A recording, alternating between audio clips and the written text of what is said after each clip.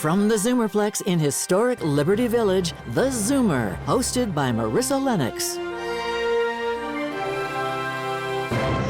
Welcome to theZoomer. I'm Marissa Lennox. From the earliest days of medicine, women were excluded from medical knowledge and research. For example, historically, around 2/3 of research on heart disease and strokes was centered on men. That's slowly beginning to change, but it left a gap in our understanding of how these conditions affect women. In recent years, public awareness has grown around the way women are all too frequently being misdiagnosed. For example, a UK study found that women are 50% more likely to receive a wrong diagnosis after a heart attack. Similarly, strokes are 30% more likely to be overlooked in women than men, often with dire consequences. And women with bladder cancer are twice as likely as men to be initially told it's a UTI. So today, we're focused on spreading the word about women's health issues and empowering you to speak up. We have a group of medical experts here to help us do just this. It's good to have you all here at the round table and some joining remotely as well. Hello, Dr. Gorfinkel. I'll begin with the obvious, which is why have women historically been left out of medical research? As you mentioned, from the 1990s, it was learned that it wasn't just cardiovascular health.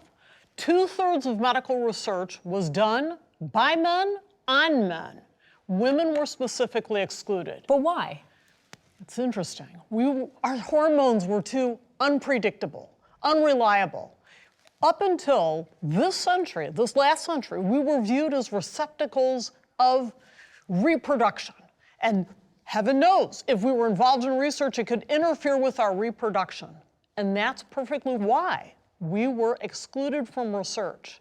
And that's a serious problem because we are not just smaller versions of men. Mm-hmm. Dr. Chow, now, as I understand, that's beginning to change. Does it look any different now, today, than it did even 10 years ago? Well, fortunately, it's changed quite significantly, recognizing the challenges that you have all just laid out.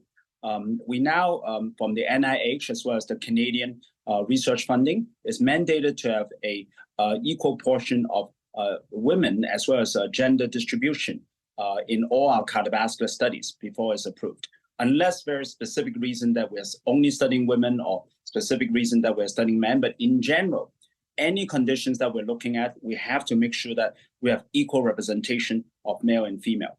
Although in some conditions, such as heart attack, the rate is slightly higher among men and also slightly younger. So sometimes there is difference in distribution in terms of men and women. But in general, the situation has changed significantly over the last 10 to 15 years, as we realize, as Dr. Gorfinkel mentioned, women is actually not exactly the same as men physiologically, and they also respond differently to medications, and the outcome may sometimes even be worse, as we have documented in our conditions. You know, that is good news. What are some of the other factors, Jane, that might lead to a misdiagnosis? I'm thinking even perhaps the social implications. Women of a certain generation feeling even comfortable to question their doctor.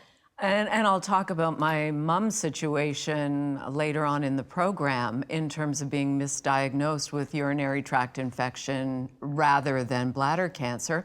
But I think women of a certain age, a certain demographic, older women, seniors now, when they were young adults, most of the doctors were older white men.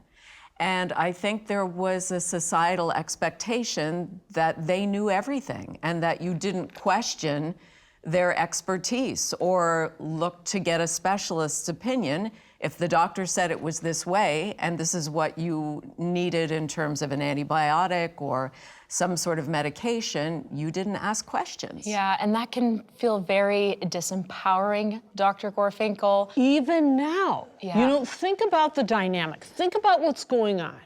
I see a physician. What's going through my mind? I want to be liked. I want to show them how much I respect their knowledge. I don't want to be questioning. I certainly don't want to be labeled as a patient who asks questions or pushes back. And where does that leave me? That leads me to a place of potential misdiagnosis.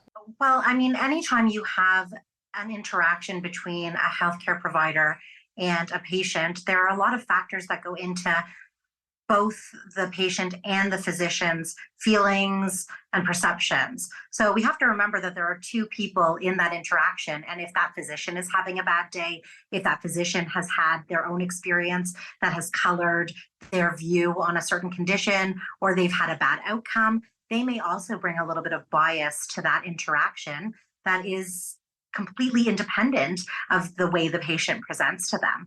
So, it's very hard to have an interaction that happens in a vacuum where there are no other external factors that are impacting this.